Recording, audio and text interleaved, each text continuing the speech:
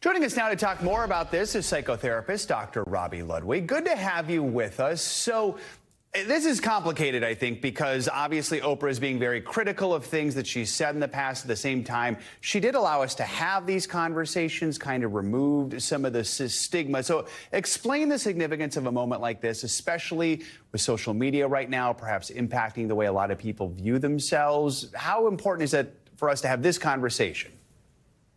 Well, I think it's very generous of Oprah to come out in this way and share that she was a part of this diet culture, this idealized thinness and preoccupation with weight, when clearly she was also someone who was struggling with the messages from our culture as well. And basically what she's saying is, focus on your health, and that having weight issues is considered a disease and now is being treated as such, as we know about Wegovy and Ozempic.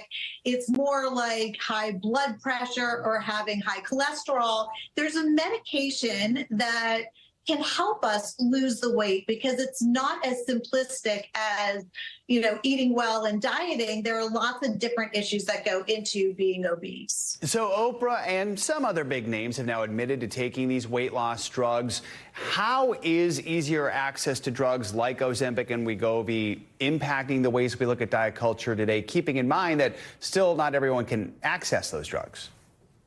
Well, it reduces the shaming and blaming and also the negative self-talk that can happen in our diet culture. So it used to be if someone was obese, they were judged, they must be lazy, they don't care about how they look, when in fact, that's not necessarily the case. There are a lot of different factors that go into being overweight or obesity. And I think people are coming around to understand, there are lots of other reasons for being overweight. It's not about being lazy. It's not about being dedicated. There are a lot of things going on in my body that can create this medical state.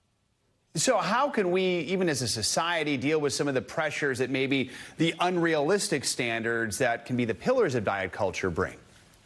Yes. So diet culture really is about thinness over health. And really this conversation is helping us to understand it's really about health and well-being. And how can we find ways to be healthy in a long and significant way that becomes almost a habit for us, and to surround ourselves with people who also are body positive in terms of well-being and thinking about health instead of extreme thinness as this ideal way of looking beautiful. So it's shifting the conversations in many ways, shifting how we talk to ourselves, how we think of ourselves, and also moving forward in healthy ways that has nothing to do with the number on the scale, or less to do with it.